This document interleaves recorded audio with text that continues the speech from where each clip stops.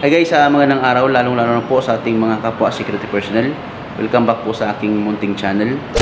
So, panibagong video, panibagong tutorial po tayo mga 5-9 kung paano ba natin malalaman kung legit or fake ang ating security guard license. Okay? Marami kasi nagko-comment sa aking mga previous vlog mga 5-9 regarding nga sa license, kung paano daw ba ma-verify kung ito ba ay legit or fake. Okay? So, siyempre, unang-una mga 5-9, kapag kayo mismo ang magpa-captured sa SOSYA, is 100% legit po yun. No? So, wala na pong pagdududa yun. Kasi siyempre, alam mo mismo sa sarili mo na talagang tunay yung license mo. Kasi nga, ikaw mismo ang pumunta doon sa SOSYA para magpa-captured. Okay? So, yun po yung kagandahan mga 5-9 sa captured. No? So, marami pong mga nagpapatulong sa akin, nagko-comment kung paano sila makakuha ng license. So, marami na po tayong naalalayan. So, nakakuha po sila ng legit na license mga 5-9, no? So, nagko-comment sila. Then, siyempre, inaalalayan natin mga 5-9 hanggang sila ay makakakuha ng kanilang license. Siyempre, bilang ganti natin sa mga subscriber po natin na mga 5-9 na sumusubaybay po sa ating mga video. So, siyempre, tinutulungan po natin sila na makakuha talaga ng license, no? So, yun nga, talagang nire-recommend ako mga 5-9 is captured. Kasi nga, kapag captured mga 5-9 is wala talagang pagdududa yun. Talagang legit talaga yung license mo, no? So, siyempre, mga 5-9, kung medyo malayo talaga kayo, so, make sure mga 5-9 na lumapit kayo sa mga legit na training center or legit na mga kakilala yung tao na pwede nyo talagang pagkatiwalaan na talagang ang ibibigay sa inyong license is legit din, no? So, ganoon lang yun mga 5-9, no? Paano ba natin malaman mga 5-9 kung ang license natin is legit ba o fake? Okay? So, unang-una mga 5-9, siyempre, meron tayong tinatawag na visual check, no? So, ano bang ibig sabihin ng visual check? So, ibig sabihin, titignan natin yung itsura ng license natin. Kung ano ba talaga ang itsura ng tunay na license, no? So, yun mga 5-9, no? Dala kayong license ko dito. Yan, ipapakita ko sa inyo. Ito yung bago nating license. So, sa mga hindi pa nakapag-renew ng 5 years sa validity ng license, so ito po yung itsura ng license natin na bago. Okay? So, yan, no? So, yun nga sinasabi ko mga 5-9, unang-una siyempre natawag natin na visual check. So, checkin natin kung ito ba ay legit o hindi, no? So, titignan muna natin yung itsura ng license natin, no? So, titignan natin yung itsura ng license natin, okay? So, yan mga 5-9, kung mapapansin po ninyo, unang-una po natin titignan dyan. So, number 1 po na step natin para malaman natin kung legit or fake. So, kung mapapansin po ninyo mga 5-9 is yung ating picture, okay? No? Yung picture po natin, meron tayong mga background dyan na logo ng PNP SOSYA. Yan, no? So, meron kasing nag-comment sa akin na isa nating subscriber na pinalakan niya daw po yung license niya. Nung nakuha niya po, ang picture niya is wala siyang background ng PNP SOSYA. Okay? So, dun pa lang mga 5-9 is mag-isip-isip na kayo. So, ibig sabihin, fake po yun. So, yan po ang una-una nating check mga 5-9. So, background. Siyempre, makikita nyo rin talaga mga 5-9 yung itsura, no, ng piki tsaka hindi, no? So yan, no?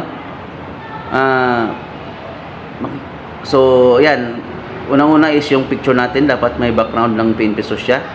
At makikita dito natin mga 5 na meron siyang date kung kailan kayo nagpa-captured or kailan na-print yung inyong license ID. So ayan dyan, no? Sa baba ng picture. Yan. Okay? So, yun, ang number 1 natin is check mga 5-9. Yung background ng picture natin, dapat may logo ng PNP SOSYA.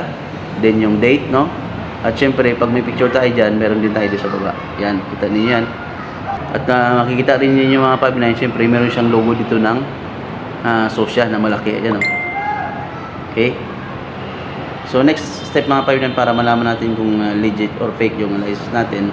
Kung makikita po ninyo mga 5-9, meron siyang maliliit na logo ng PNP SOSYA na makintab, no? Kumikinang-kinang. Yan, ayun, yung makikita nyo mga 5-9, no? Yan, ito, yan. Yan, no? Yan, yan. Makintab siya mga 5-9, ayun, no? Yan.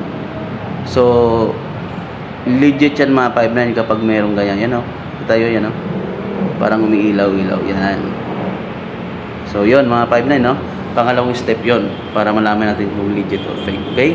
So, makikita nyo ng mga 5.9 yung texture ng legit, no? So, next mga 5.9 step, paano natin malaman kung legit or fake.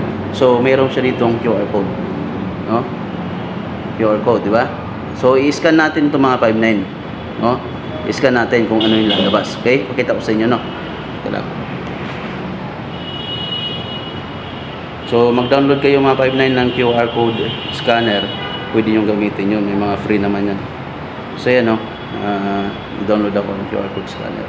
Okay? So, ngayon, i-scan natin mga 5.9, no?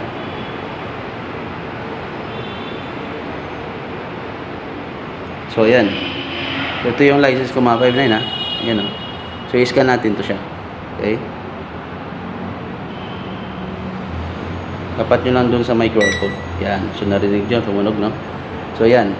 So, ito yung lumalabas mga 5.9. Okay? Yan yung lumalabas. So, makikita ninyo dyan mga 5.9 sa taas. Yan, no? Yung site ng Sosya. Yan, no? Sorry. Nawala.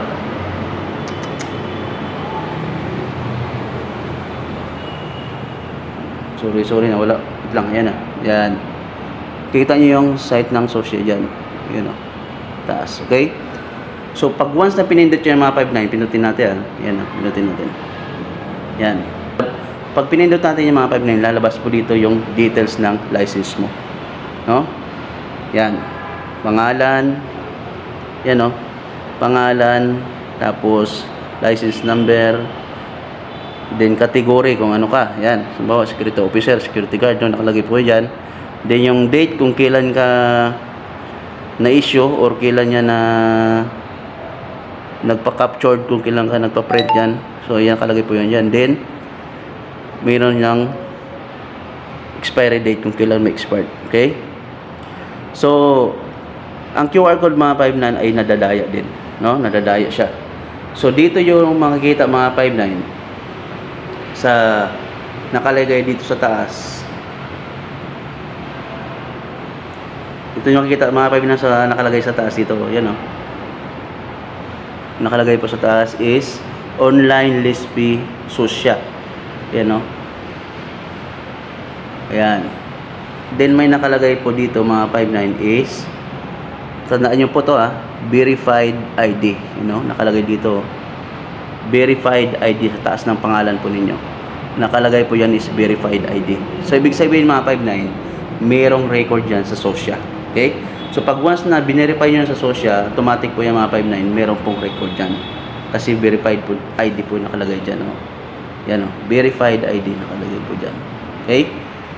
So, yun ang mga tik-tik mga 5.9 or tips na pwede nating tignan na para malaman natin kung fake or legit yung license natin. Okay?